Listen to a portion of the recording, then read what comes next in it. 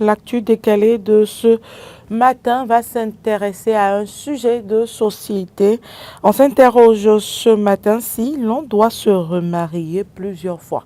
Doit-on se remarier à maintes reprises après chaque échec après une relation, après l'échec d'une relation? Alors, Stéphane Arino-Rosso, je commence par vous. Est-ce qu'on doit se remarier à chaque fois qu'on échoue après une relation? Bon, tant qu'on n'est pas fatigué, bon, non, plus sérieusement, je trouve que quand une relation n'a pas marché et que on veut refaire sa vie, forcément, on décide de se remarier. Parce que, sauf à avoir un don de célibat, vivre seul n'est jamais conseillé.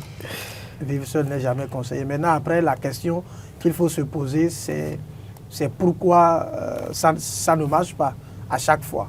C'est le plus important parce que si tu es dans une relation, ça ne marche pas, tu quittes, tu te remaries, et puis ça ne marche pas, tu quittes, tu te remaries.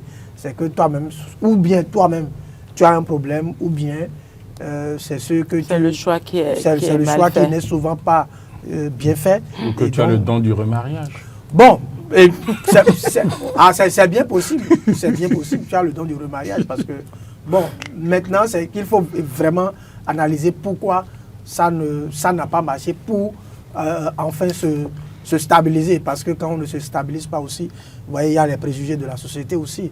Il y a le regard des autres, tout ça, qui finissent par peser sur vous.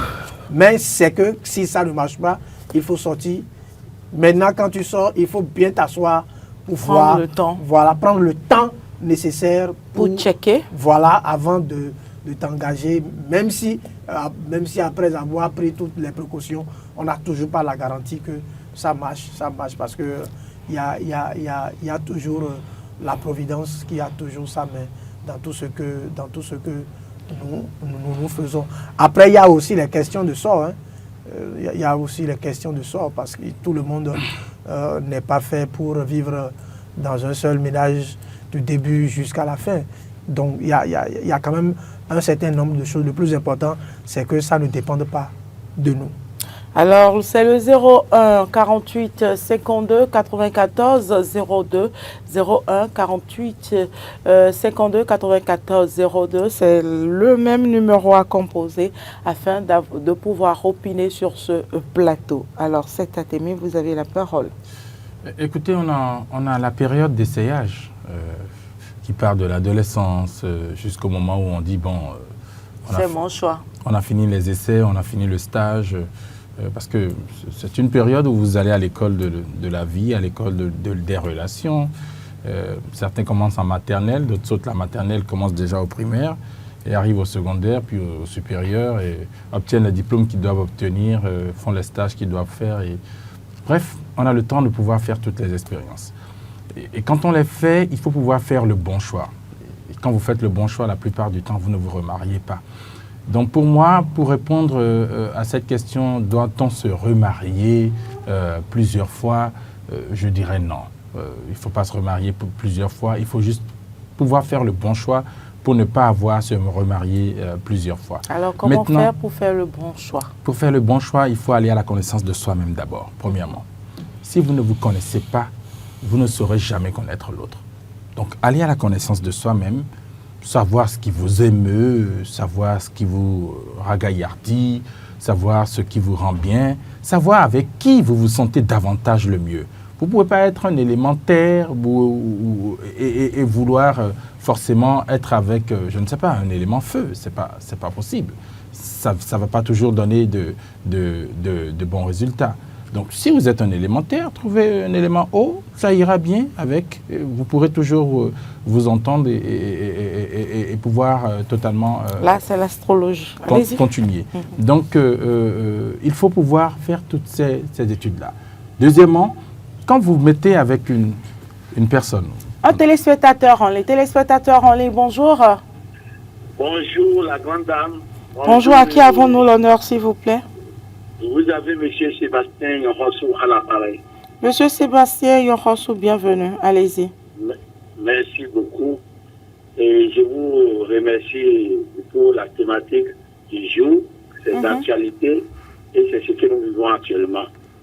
Et pour ne pas se remarier, ce n'est même pas bien de se remarier plusieurs fois. Mais quand ça ne va pas, on a dit qu'il faut partir. Maintenant, si on part, qu'est-ce qu'on doit faire? Je ne vous reçois pas. On dit que quand ça ne va pas, il faut partir. Quand on part, qu'est-ce qu'on doit faire? C'est à nous de bien choisir notre conjoint ou conjointe. Parce que si vous avez première fois fait un faux pas, et il faut avoir le temps nécessaire de rechoisir celui qu'on veut rester, celui avec qui on veut vivre désormais. Parce que si vous avez la mauvaise chance de tomber sur un homme, sur une femme, premièrement, et ça n'a pas marché, vous êtes déjà expérimenté. Et quand on est expérimenté, il faut savoir maintenant choisir. Si on dit l'expérience fait la différence, celui ou celle qui a déjà marié une fois a déjà vécu quelque chose et savent ce qui se passe dans un foyer. Il y a des hommes qui veulent, ou bien les femmes, qui aiment des gens qui ont déjà vécu quelque chose.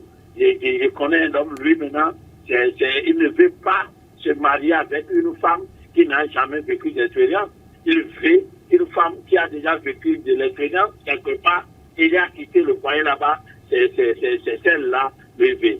Et dans ma langue, on dit, et quand vous êtes quelque part, et ça ne va pas, et vous avez quitté, prenez votre temps. N'écoutez pas les autres dire. Parce qu'il y a des amis aussi qui vous poussent parfois dans des erreurs. Parce que votre gars, tu as déjà quitté ton mari, ça fait déjà 1 an, il faut vite te marier. Tu as déjà fait 2 ans, il faut vite te remarier. Et on te pousse. Et toi, tu as l'impression que, bon, il faut vite aller pour ne pas essuyer ses hontes. Non. C'est toi-même qui vas prendre ton temps et être prêt pour encore rentrer dans un autre foyer. Si tu ne prends pas le temps et tu veux écouter les ondes et aller rapidement vite là, tu vas encore tomber et tu vas te remarier. La honte que tu avais refusée au premièrement, c'est cette honte que tu vas essuyer encore. Donc chacun a qu'à d'avoir raison garder et prendre son temps et s'analyser et observer plusieurs fois avant de s'engager pour une seconde fois. Voilà. Merci à vous, monsieur Sébastien Yokoso, pour ces conseils. Alors, cet Atémé, vous aviez la parole. Oui, je disais qu'il faut prendre le temps, et il apporte beaucoup d'eau à mon moulin. Tout à fait. Il faut prendre le temps de faire le bon choix pour ne pas avoir à se remarier.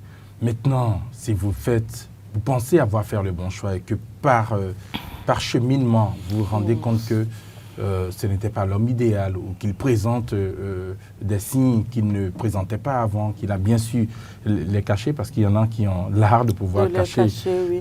Ils montrent leur vrai visage après le mariage. Oui, après que tout soit acquis en fait, que l'essentiel soit acquis. Écoutez, essayez une fois, je veux dire, le canal de la discussion pour pouvoir parvenir à trouver une solution à ça. Mais si vous n'y parvenez pas à pouvoir trouver la solution, prenez le temps de pouvoir mieux mûrir les réflexions avant de faire un nouveau choix. Sinon, vous risquez de pouvoir être femme célibataire ou mère célibataire. Aujourd'hui, il y a même des pères célibataires. Et donc, ça n'est pas bien de pouvoir se retrouver comme ça dans la société. Ou être une femme qui a 3 enfants, 4 enfants, avec 4 pères différents. Ça fait pas beau pour la vie sociale que nous avons. Les gens vont vous attribuer des noms qui ne sont pas forcément des noms que vous méritez. Donc pour moi, il faut prendre le temps de faire le bon choix. Et même quand il y a des problèmes, si vous n'avez pas la solution à côté, trouvez un sage quelque part qui puisse vous donner de bons conseils. N'allez pas tout de suite avec un regard accusateur ou une langue accusatrice pour dire c'est parce que tu es tel, c'est parce que tu es tel. Ça n'arrange pas souvent les choses. Il faut pouvoir trouver le bon filon pour faire les conciliations afin de pouvoir trouver la solution et avancer. Moi, j'ai l'habitude de dire, et je le dis souvent à celle avec qui j'ai la grâce de partager le reste de mon temps jusqu'à présent, et je pense que ça ne va pas s'arrêter maintenant. Amen, merci de répondre avec moi. J'ai l'habitude de lui dire que l'herbe n'est pas verte ailleurs. Si tu vois quelque part où l'herbe est un peu plus verte, c'est parce qu'ils prennent le temps Arroser. oui, de prendre soin de leur terre. Forcément. Ce n'est pas seulement l'arrosage, c'est également Apporter de l'engrais. apporter de l'engrais, apporter des vivriers à la terre, parce que tout dépend de la terre. Quelle que soit la semence que vous mettez en terre, si cette terre n'est pas bonne, elle ne germera pas. Et même quand elle germe, elle ne donnera pas de bons fruits. Donc, il faut que nous puissions enrichir notre terre. Et la terre, quand on est en amour, ce n'est pas seulement le cœur. La terre, quand on est en amour, c'est ce qu'on se promet tous les jours. C'est la façon dont nous vivons tous les jours. C'est la façon dont nous contribuons à faire avancer les choses. Et l'une des clés quand on est dans une relation, pour moi, c'est comme on dit dans ma langue, j'ai tout petit esprit, je n'ai pas encore la sagesse. Pour moi, l'une des clés quand on est dans une relation amoureuse, c'est la communication. Il faut pouvoir discuter à tout moment. Nous avons un téléspectateur en ligne. Téléspectateur en ligne, bonjour. Oui, bonjour, Diaspora et Dan TV.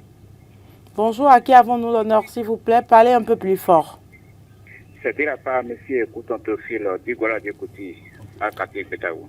Monsieur Couton Théophile, depuis Bégamé, allez-y. Betago. Ah, ok, depuis Bétagbo. Allez-y, parlez un peu plus fort ou rapprochez votre téléphone un peu plus de votre bouche pour qu'on puisse vous entendre mieux. Ok, merci beaucoup. Je vous remercie beaucoup. Avant, il y a un langage que nous, les parents, disent avant. Il dit, fille, où tu es nos filles. C'est les femmes qui le disent souvent. Où tu es, oui. Où tu es. Mais aujourd'hui, ce n'est pas ça. Parce que nous, les garçons, le premier jour qu'on a rencontré les mademoiselles là, au lieu de dire la vérité, on dit, bon, moi, j'ai monté. Ah oui. Et si le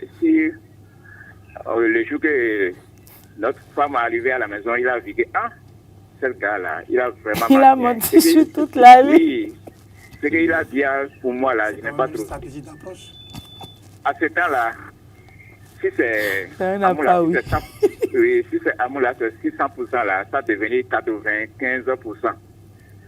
À partir de là, s'il était enceinte avant d'arriver là, ça encore mieux. Mais si tu n'es pas encore enceinte pour avant d'arriver là, il faut croire que tu n'es pas encore innocent. Parce qu'à ce temps-là, en même temps là, il voit que toi là, tu es un faux gars. À cause de ça que maintenant on n'est plus amour naturel. Moi, je préfère que si on a trouvé une fille, dis la vérité. Si tu n'es pas rien, dis à lui que je n'ai pas. D'accord. Mais tu vas mentir ou bien tu vas prêter un moto ou bien un voiture pour aller chercher les femmes là. C'est pas à cause de ça là, que j'ai un enfant, je n'ai pas encore marié, j'ai 2 enfants, je n'ai pas encore marié, je suis célibataire. À cause de ça là, il y a beaucoup maintenant aujourd'hui. Merci beaucoup. Merci à vous, monsieur Théophile Couton, vous aura compris. Oui, c'est je voudrais quand même partager. Oui, je voudrais quand même dire, parce que Seth disait quelque chose de très intéressant tout à l'heure. Voyez-vous, parfois ou bien souvent on dit ça ne marche pas, ça ne marche pas. Mais ça ne marche pas là, il faut relativiser parce que ça n'a jamais marché quelque part. Ça n'a jamais marché quelque part. Et donc parfois il faut savoir transformer son enfer en paradis pour mieux y vivre et comprendre aussi que pour éviter de voltiger et d'aller ici et là, de zigzaguer émotionnellement. Il faut rester dans un couloir. Chacun doit rester dans son couloir. Parce qu'en vrai, c'est la complémentarité quand on est ensemble. Il faut comprendre que la femme est guidée par son cœur, l'homme est guidé par la tête. Les problèmes commencent par surgir lorsque l'un veut prendre la place de l'autre. À partir de ce moment-là... Discutable. Oui, forcément, c'est bien discutable. Allez-y. Donc, à partir de ce moment-là, on va estimer que, bon, ça ne marche pas parce que on pense que ça là c'est un peu de trop, ça là c'est un peu de ci, ça là c'est un peu de ça.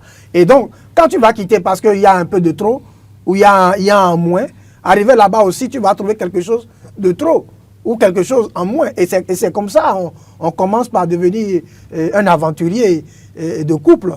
Un aventurier de couple, et on passe de couple en couple. Et puis après, on se rend compte que quand même, comme un bon aventurier, on vient de passer 10 couples. On a fait du chemin. Non, on a fait du chemin. Et là, ce n'est pas intéressant. Le problème, ce n'est pas à soi qu'on fait du tort, parce que pour soi, on va dire qu'on a acquis de l'expérience. Mais c'est qui ne servent plus finalement. Voilà. Mais parce que vous finissez seul souvent au soir de votre vie. C'est les enfants qui naissent de ces multiples relations qu'on a eues. Pour quelqu'un qui a vécu dans une famille polygamique comme moi, on sait de quoi on parle. Et donc, ce n'est pas souvent bien aisé pour les enfants. Pour soi, il n'y a pas de souci. On se dit, bon, ok, ça n'a pas marché, ça n'a pas marché. Voilà. Mais c'est les enfants qui finissent par être des victimes de cette affaire-là. Donc, à un moment donné, il faut savoir prendre du recul et se dire, en fait, savoir où est-ce qu'il faut mais on peut se remarier sans forcément avoir des enfants. La vie, ça se planifie. Là, ce n'est pas systématique parce que ça dépend des partenaires. Ça dépend, ça dépend des conditions. Ça dépend des circonstances. Parce que, bon, c'est un ensemble. Hein. Si les deux décident de ne pas avoir d'enfants, il n'y a pas de souci. Mais quand l'un veut avoir d'enfants, ça devient encore un problème. Et tu risques de dire encore déjà, ça n'a pas marché. Déjà, cette décision guide dans son choix de conjoint. Oui. Ou du nouveau conjoint. Oui, je suis totalement d'accord. Mais que ce soit un nouveau conjoint ou une nouvelle conjointe, l'un ou l'autre voudra avoir des progénitures. Si tant est que la relation est une... Surtout dans nos réalités traditionnelles, socioculturelles, où forcément c'est l'enfant qui solidifie le lien, une relation ou un mariage, dit-on. Voilà, si vous n'avez pas d'enfant, on va vous prêter encore des noms, on va vous coller des clichés et tout le reste, les stéréotypes. Et là, ça ne fait plus bien.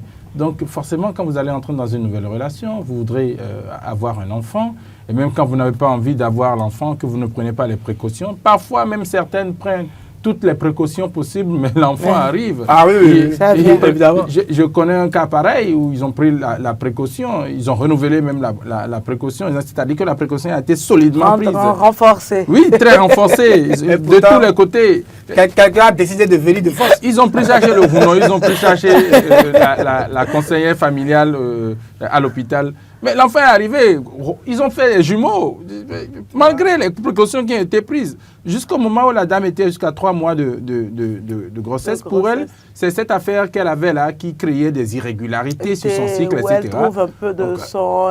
Exactement. Donc pour elle, tout allait bien jusqu'au moment où au final, ressentant les trucs et tout le reste, elle décide d'aller à l'hôpital. On lui dit, madame, vous êtes enceinte, ça va faire bientôt 4 mois. Les enfants sont arrivés. Les enfants sont arrivés. Donc, écoutez, il y a ce que vous décidez, il y a ce que Dieu décide aussi. Hein. Et la plupart du temps, par rapport à ce que lui décide, nous, on n'a pas de force. Mais se remarier, moi, je trouve que si vous avez dit, donc, clé info, quand vous titubez ou que, oui, c'est ce qu'on dit en français, non? Oui, clé info, là. OK. Quand vous titubez, que vous cognez une orteil, c'est un ou une, je ne sais plus. Quand vous cognez l'orteil, c'est plus simple de le dire de cette façon. Hein? Et que je ne sais pas, par mégarde vous tombez, vous vous relevez. Mais pour avancer, vous devez davantage faire attention au sol. Pour ne pas avoir à trébucher à nouveau. À nouveau, évidemment. C'est très important. Il faut faire davantage attention au sol. Et c'est la même chose qui se passe quand vous devez vous remarier. Faites davantage attention aux personnes qui se présentent devant vous. Si vous remarquez des symptômes, pas de signe, n'attendez même pas que le signe arrive. Si vous remarquez petit symptôme, ou bien même si ça a l'air d'être le symptôme là, si vous remarquez ça chez le nouvel arrivé ou le nouveau venu, écoutez, ne vous y engagez pas, ne vous aventurez pas dans ça, vous allez vous faire mal à nouveau. Vous allez vous faire très mal à nouveau. Et notre appelant, monsieur Couton, il parlait des choses très réelles tout à l'heure. Vous rencontrez des jeunes filles, 23 ans, 24 ans, 25 ans, 26 ans, parfois même au-delà. Elles ont un enfant, 2, elles ne sont pas mariées. Et aujourd'hui, ça fait légion. Hein. On les appelle comment? Les femmes... Les mères célibataires, les mères célibataires, là, il y a beaucoup aujourd'hui. Hein. Bientôt, il y aura leur association aussi. Oui. Et il faut même... Et puis, ces dernières années-là, que ce phénomène-là a pris de l'ampleur. Il faut chercher à comprendre. Hein, si vous prenez... même la longévité des couples aujourd'hui là est problématique. Vous voyez, quand vous prenez 10 couples aujourd'hui qui se marient, ce n'est pas sûr qu'ils fassent 20 ans ensemble. Parce que même le contexte dans lequel nous sommes aujourd'hui là ne favorise pas la longévité des couples à cause de l'occidentalisation à outrance, à cause d'un certain nombre même de combats qui favorisent un certain nombre de choses. Je ne veux pas percer l'idée plus que ça, mais je pense que mais je pense qu'il va quand même falloir que ceux qui décident de se marier prennent le temps nécessaire, même si ce n'est pas la garantie. Il faut quand même prendre le temps pour y aller afin d'éviter... Alors, on dit un orteil. Ah, merci, Carole, merci. On dit un orteil, alors. Il ne faudrait pas semer la confusion dans la tête des téléspectateurs. Alors, ma dernière question, sur le sujet, comment éviter les remariages? Comment éviter les remariages? C'est simple. Je le disais tantôt, et c'est sûr que les gens m'ont pris pour, je ne sais pas, coach machin, non. Matrimonial. Non, je ne suis pas coach matrimonial. Comme on a l'habitude de le dire au quartier, nous-mêmes on se débrouille. Quand on le dit dans l'autre langue, donc on se débrouille. Mais je pense que de ma petite expérience, l'une des choses qui marche le mieux... C'est l'expérience qui fait de toi un coach. Stéphane, vous me plongez. Pas forcément une formation avec un diplôme. De ma petite expérience, qui n'est pas la meilleure, je pense qu'il y a 3 clés à mon niveau, je pense, pour ma petite expérience. La première clé, c'est de pouvoir véritablement s'aimer. Quand vous voulez vous mettre ensemble, si c'est pour une raison donnée, là, et que la raison là n'est pas sentimentale, là, ou que ce sentiment-là n'est pas lié à la personne, à la façon d'être de la personne, à ce frisson qu'on ressent quand on est avec cette personne, cette paix qu'on a quand on est avec une personne, si ce n'est pas lié à ça, là, et que c'est juste parce qu'elle a de beaux yeux, parce qu'elle a de belles rondeurs, que vous êtes avec elle, vous vous trompez. Parce qu'il arrivera un jour où ses yeux ne seront plus beaux. Il arrivera un jour où elle va mal se réveiller, vous ne verrez plus les beaux yeux. Il arrivera un jour où les rondeurs là vont devenir flasques. Parce qu'à un moment donné, ça tombe. Aujourd'hui, vous êtes en train de les voir à midi. Demain, vous les verrez à 18h et vous ne serez pas content. Et donc, vous allez perdre quelque chose. Il ne faut pas que ce soit forcément ou uniquement lié à au physique. Non, ce n'est pas la meilleure matériel. chose. Il faut forcément que ça ait un lien avec vous-même. Les sentiments, votre l'amour. âme, votre esprit, votre cœur. Si vous êtes avec une personne que vous ne ressentez pas ces choses-là, pardon, ça veut dire que vous n'êtes pas amoureux. Vous poursuivez, coach. Première chose. Eh Dieu. La deuxième chose, puisqu'il y en a une troisième, la deuxième chose que je trouve être très important, c'est que quand vous vous connaissez, que vous connaissez l'autre là, ça veut dire que vous savez ce qui marche pour elle. Se connaître. C'est hyper important de pouvoir se connaître. Et la dernière chose qui est le fluide qui irrigue tout le reste, c'est la communication. La communication. Communiquer à le dialogue. Tout bout de champ, discuter, parler de tout. De tout. J'ai même envie d'ajouter et de rien. Et de rien. Alors, Stéphane Arinrossou. Je ne sais pas si à la suite du coach, je trouverai les mots. Coach 7. Et puis, Bouatevi. Je trouverai les mots. Bon, donc aujourd'hui, c'est pas gentil. Aujourd'hui, c'est Ebliwa. Vous n'êtes pas gentil. Non, allez-y. Non, je pense que c'est a quand même dit l'essentiel. Ce que je peux ajouter, c'est, quelle que soit la situation, savoir que ce n'est pas parti qui est l'option la plus aisée. Il faut chercher d'abord les solutions. Parce que quand on est grand, quand on est adulte, on ne fuit pas face aux difficultés. Il faut affronter les difficultés. Voilà, il faut affronter, assumer. Et c'est peut-être quand vraiment on sent que ça là, Il n'y a plus rien à faire. C'est vraiment à partir de ce moment-là qu'on peut décider de déposer le tablier. De déposer le tablier ou jeter l'éponge, comme on le dit, espérant que quelqu'un d'autre viendra reprendre l'éponge là. Ou reprendre le tablier. Oui. L'assainir. Oui. Donner de la valeur. Évidemment. Bon, même si c'était... Comme quoi, son torchon peut devenir serviette. Ah, évidemment, évidemment. Merci Sectac TV, merci Stéphane Achinou Rossou. C'est déjà la fin de ce numéro de Matin d'Éden. Merci à vous, chers amis téléspectateurs, auditeurs de la 102.3 et également amis internautes, d'être toujours au rendez-vous de cette émission. Très belle semaine de travail à chacun et à tous. Très belle journée également.